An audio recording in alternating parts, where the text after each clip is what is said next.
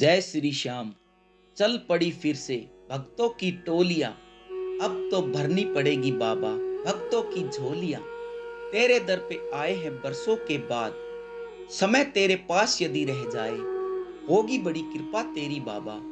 नजरे इनायत इस गरीब के ऊपर हो जाए। जय श्री श्याम। आज की वीडियो में एक गरीब श्याम भक्त की सच्ची कहानी मैं आपके लिए लेकर आया हूँ। धूप में तपा हुआ एक आदमी, हाथ में लाल नोटिस और पीछे खड़ी नीलामी की जीप। उस आदमी का नाम था हुकुम सिंह। 7 दिन बाद उसकी जमीन उसकी नहीं, पूरी जिंदगी नीलाम होने वाली थी। यह कहानी शुरू होती है राजस्थान के सीकर जिले के एक छोटे से गांव से। दोपहर के करीब 2 बजे थे, लेकिन सूरज ऐसी आग उगल रहा था जैसे आसमान से अंगारे बरस रहे हो। धूल भरी लू के थपेड़े चेहरे को झील रहे थे।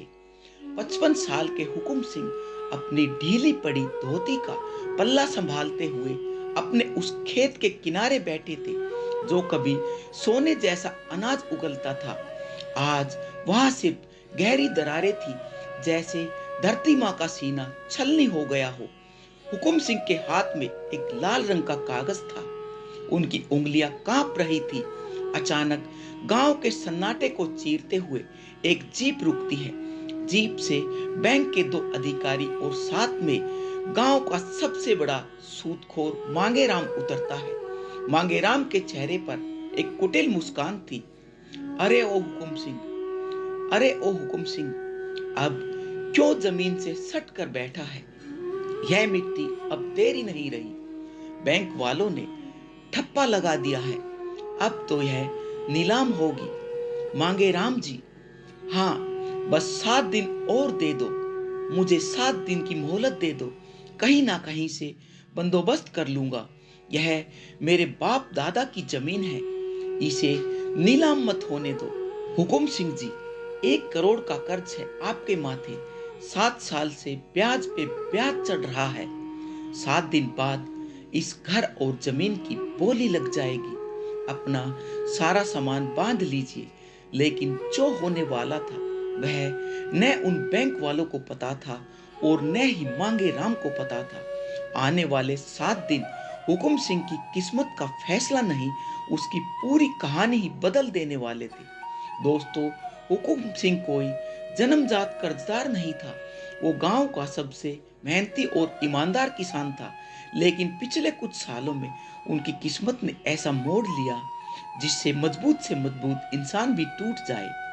राजस्थान की रेतीली धरती में पानी ही पानी था। हुकुम सिंह ने अपनी जमा पूंजी लगाकर पहला ट्यूबवेल खुदवाया।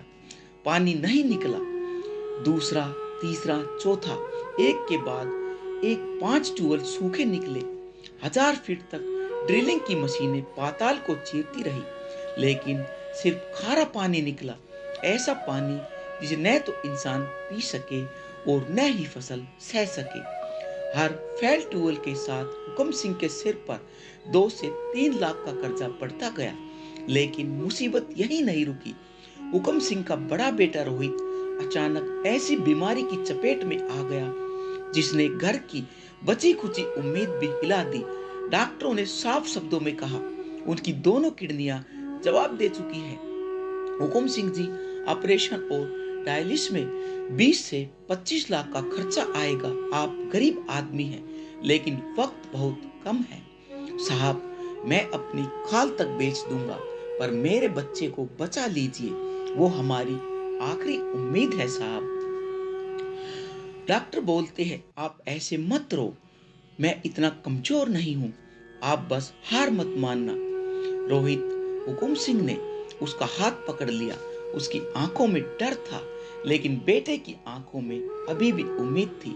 रोहित को बचाने के लिए हुकुम सिंह ने अपनी गाय बेची, पत्नी ढापू देवी के गहने बेचे, लेकिन पैसा कम पड़ता गया। उसी साल हुकुम सिंह के बुजुर्ग पिता भी उन्हें छोड़कर चल बसे। घर पहले ही कर्जे में था, लेकिन गांव की पंचायत ने साफ कह दिया कि मृत्यु भोज तो कराना ही पड़ेगा। रीति रिवाज से बड़ा कुछ नहीं। हुकुम सिंह कहता है घर में दाना नहीं है, अस्पताल का बिल बाकी बचा हुआ है। इतने लोगों को बुलाकर भोज मैं कैसे कराऊंगा? क्या लोग हमारी हालत भी नहीं समझेंगे? अगर हमने भोज नहीं कराया तो लोग पीठ पीछे नहीं, सामने से ताना देंगे, बिरादरी से बाहर कर देंगे। मैं अपमान सह लूंगा, पर बापू की आत्मा पर उंगली नहीं उठने दूंगा। मुझे मांगेराम के पास जाना ही होगा।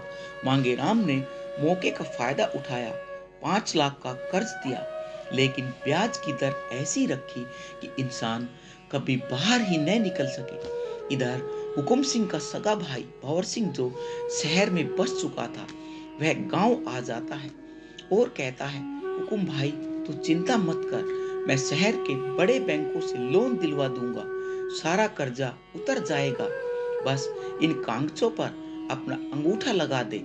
हम यह तो बस कागजी कार्रवाई करा रहे हैं। हुकुम सिंह ने अपने सगे खून पर भरोसा किया। उन्हें क्या पता था कि भंवर सिंह ने उन कागजों में पावर ऑफ अटॉर्नी पर जमीन को अपने नाम करने के दस्तावेज छुपाए थे। भंवर सिंह ने उस जमीन पर चोरी छिपे 80 लाख का लोन लिया और वह शहर भाग गया। हुकुम सिंह को तब पता चला जब बैंक का नोटिस घर आया कि कुल देनदारी 1 करोड़ पार कर चुकी है। लेकिन तभी कुछ ऐसा हुआ जिससे हुकुम सिंह के पैरों के नीचे की जमीन खिसक गई। नीलामी में सिर्फ 7 दिन बचे थे। पूरे गांव में हुकुम सिंह को दिवालिया और बदकिस्मत कहा जाने लगा। गांव के लोग अब उनसे रास्ता बदलने लगे थे। यहाँ तक कि स्कूल में रोहित के छोटे भाई और बहनों को भी लोग बाग चिढ़ाने लगे। और देखो, 1 करोड़ वाले कंगाल के बच्चे जा रहे हैं। एक शाम घर में अंधेरा था, बिजली का कनेक्शन कट चुका था। हुकुम सिंह अपनी झोपड़ी के बाहर बैठा हुआ था। अंदर से ढापू देवी और बच्चों के सुबकने की आवाज आ रही थी। क्या यह ईमानदारी का फल है? 5 ट्यूबवेल सूखे, बेटा बिस्तर पर, भाई ने पीठ में छुरा घोंप दिया। अब यह घर भी छिनने वाला है। राम जी, तू कहाँ है? तू कहाँ है राम जी? तभी मांगेराम वहां आ जाता है और हुकुम सिंह के चेहरे पर टॉर्च की रोशनी पड़ती है। नीलामी वाले दिन मैं खुद तेरे दरवाजे पर खड़ा रहूंगा। तेरे बाप दादा की जमीन पर पहला कदम मेरा ही होगा। देखता हूं कि मुझे कौन रोकता है। और हाँ, तेरे बच्चों को भी पता चल जाएगा कि 1 करोड़ का बोझ कैसे उतारा जाता है। हुकुम सिंह का संयम टूट चुका था। अब तक वह हर ताना चुपचाप सहते आए थे, लेकिन आज अंदर का दर्द बाहर आ चुका था। वे अचानक उठे और तेज कदमों से अपने खेत की तरफ चले, उसी पुरानी खेजड़ी के पेड़ की ओर। वही खेजड़ी का पेड़ जिसे राजस्थानी लोग देवता की तरह मानते हैं, जिसकी छांव में उनकी कई पीढ़ियां पली थी। आज उसी पेड़ के नीचे वे अपने जीवन का सबसे बड़ा फैसला लेने जा रहे थे। उनके हाथ में एक मोटी रस्सी थी, मुठिया कांप रही थी। अपमान, कर्ज और टूटते सपनों का बोझ वह उनसे सहा नहीं जा रहा था। वो इस भार को और उठा नहीं पा रहे थे। हे बाबा, तूने मेरी 4 पीढ़ियों को देखा है। आज मैं तेरे साए में ऊपर वाले के पास जा रहा हूँ। शायद मेरे जाने के बाद सब ठीक हो जाएगा। शायद मेरा बोझ मेरे साथ ही चला जाएगा। वो रस्सी का फंदा बनाने वाले थे। अचानक एक तेज धूल भरी आंधी चलती है। आंधी इतनी तेज थी कि खेजड़ी की जड़ के पास की मिट्टी उड़ने लगी। हुकुम सिंह का पैर फिसला और वह नीचे गिर पड़ा। गिरते ही उनका हाथ किसी सख्त चीज से टकराया। उन्होंने देखा, मिट्टी के नीचे एक पुरानी जंग लही लोहे की डिबिया दबी हुई थी। उन्होंने कांपते हाथों से वो डिबिया खोली। अंदर उनकी माँ का एक पुराना लॉकेट था, जिसमें बाबा श्याम की एक छोटी सी फोटो थी। साथ में एक पीला पड़ चुका कागज था। उनकी माँ ने दशकों पहले लिखा था, हुकुम सिंह, अगर कभी जिंदगी में सब दरवाजे तुम्हारे लिए बंद हो जाए, सब रास्ते रुक जाए, तो हारे के सहारे के पास जाना। वो कभी भी अपने भक्तों को खाली हाथ नहीं लौटाता। हुक्म सिंह की आंखों से आंसुओं का सैलाब बह निकला। उन्होंने रस्सी फेंक दी। बाबा, माँ ने कहा था, तू हारे का सहारा है। मैं तो हार की आखिरी हद पे खड़ा हूं। अब या तो तू मेरी लाज रख ले, या मुझे तू कोई रास्ता दिखा दे। उसी वक्त गांव के बाहर की सड़क पर एक काली गाड़ी रुकी, जिस पर लिखा था भारतीय राष्ट्रीय राजमार्ग प्राधिकरण। लेकिन हुकुम सिंह को इसका पता नहीं था। वो उसी रात नंगे पैर खाटू धाम की तरफ चल दिए। शिखर से खाटू नगरी की दूरी बहुत ज्यादा नहीं थी, लेकिन एक टूटा हुआ इंसान जब नंगे पैर चलता है तो हर कदम अंगारे जैसे लगते हैं। हुकुम सिंह 2 दिनों तक बिना खाए पिए लगातार चलते रहे। उनके पैर सूज गए थे, छालों से खून बहने लगा था, लेकिन उनके होठों पर सिर्फ एक ही नाम था, जय श्री श्याम, जय श्री श्याम, हारे का सहारा श्याम हमारा। उधर गांव में तहलका मचा हुआ था। एक नया तहसीलदार विक्रम सिंह अब चार्ज ले चुका था। वो एक ईमानदार और सख्त मिजाज का युवा अधिकारी था। उसने गांव के रिकॉर्ड देखे तो उसे हुकुम सिंह की जमीन की फाइल में कुछ गड़बड़ी नजर आई। पटवारी जी, यह हुकुम सिंह की जमीन का खसरा नंबर 21 और 22 देखिए। इस पर तो दिल्ली मुंबई एक्सप्रेसवे का इंटरचेंज बनना तय हुआ है। तो फिर यह बैंक नीलामी का प्रोसेस कैसे चल रहा है? पटवारी कहते, साहब, वो मांगेराम जी और भंवर सिंह ने मिलकर कुछ कागजी हेर फेर किया था। हमें लगा मामला सुलझ गया, सुलझ नहीं पाया, लेकिन उलझ गया है। इस जमीन का मुआवजा तो सरकार के पास रिजर्व पड़ा है, पर भंवर सिंह ने जो गिरवी रखने के कागजात दिए हैं उस पर हुकुम सिंह के जाली साइन है। तुरंत नीलामी रोकी और मुझे हुकुम सिंह का पता बताइए। पटवारी ने बताया, हुकुम सिंह तो 2 दिन से गायब है, शायद खाटू श्याम के लिए गए हैं। इधर हुकुम सिंह खाटू श्याम की भीड़ में खोए हुए थे। लाखों की भीड़ चारों तरफ, हारे के सहारे की जय। हुकुम सिंह मंदिर की चौखट पर माथा टेक कर सो गए। सपने में उन्हें अपनी माँ दिखी, जो कह रही थी, बेटा, तेरी अर्जी लग चुकी है। जैसे ही मंदिर के कपाट खुले, हुकुम सिंह बाबा श्याम के सामने पहुंचे। उनके पास चढ़ाने को 1 रुपया भी नहीं था। उन्होंने बस अपनी फटी हुई धोती का कोना फैलाया और कहा, बाबा, 1 करोड़ का कर्जा है मेरे सिर पर। लोग मेरा घर भी छीन रहे हैं। मेरा बेटा मौत से जूझ रहा है। अगर आज भी कुछ नहीं हुआ बाबा, तो मैं गांव वापस नहीं जाऊंगा। मैं अपने बच्चों की आंखों में फिर वो डर नहीं देख सकता। या तो आज मेरी लाज रख ले, या मुझे यहीं अपने चरणों में हमेशा के लिए सुला ले बाबा। मंदिर की घंटियां बजती रही, भीड़ जयकारे लगाती रही, लेकिन उस पल हुकुम सिंह के लिए पूरी दुनिया थम सी गई थी। तभी मंदिर के अंदर लाउड स्पीकर कर अचानक एक घोषणा हुई, हुकुम सिंह, कृपया मंदिर के कार्यालय में संपर्क करें। आपके लिए एक अत्यंत जरूरी फोन कॉल आया है। हुकुम सिंह चौंक गए। भीड़ में खड़े खड़े इधर उधर देखने लगे। उन्हें लगा शायद किसी और का नाम होगा, लेकिन कुछ ही सेकंड बाद वही आवाज दोबारा गूंजी, हुकुम सिंह जी, कृपया तुरंत कार्यालय आए। अब उनका दिल तेज धड़कने लगा। पास खड़े एक कर्मचारी ने उनकी तरफ देखा और पूछा, आप भी हुकुम सिंह है क्या? उन्होंने कांपते हुए सिर हिलाया। कर्मचारी ने इशारा किया, आइए बाबा, आपके लिए सरकारी दफ्तर से फोन आया है। हुकुम सिंह ने कांपते हाथों से फोन पकड़ा। हुकुम सिंह जी, राम राम। राम राम जी, घबराइए मत, पहले मेरी बात को ध्यान से सुनिए। सबसे पहले आपकी जो जमीन की नीलामी थी वो रुकवा दी गई है। साहब, सच कह रहे हो ना? हुकुम सिंह कहता है। और सिर्फ इतना ही नहीं, आपके भाई भंवर सिंह ने जो फर्जी कागजात बनवाए थे, उनकी जांच में सच्चाई सामने आ गई है। अब ध्यान से सुनिए, दिल्ली मुंबई एक्सप्रेसवे का मुख्य चौराहा आपकी जमीन पर प्रस्तावित हुआ है। हुकुम सिंह जी कहता है, पर साहब, उस जमीन पर तो 1 करोड़ का कर्जा है। वो कर्ज अब आपका नहीं रहा। सरकार अधिग्रह के तहत उसका पूरा भुगतान करेगी और आपकी जमीन का मुआवजा बाजार भाव से 4 गुना होगा। हुकुम सिंह कहते हैं, कितना? 5 करोड़। पूरा अमाउंट आपके खाते में आने की प्रक्रिया शुरू हो चुकी है और मांगेराम अभी भी हवालात में है। नीलामी हमेशा के लिए रुकवा दी गई है।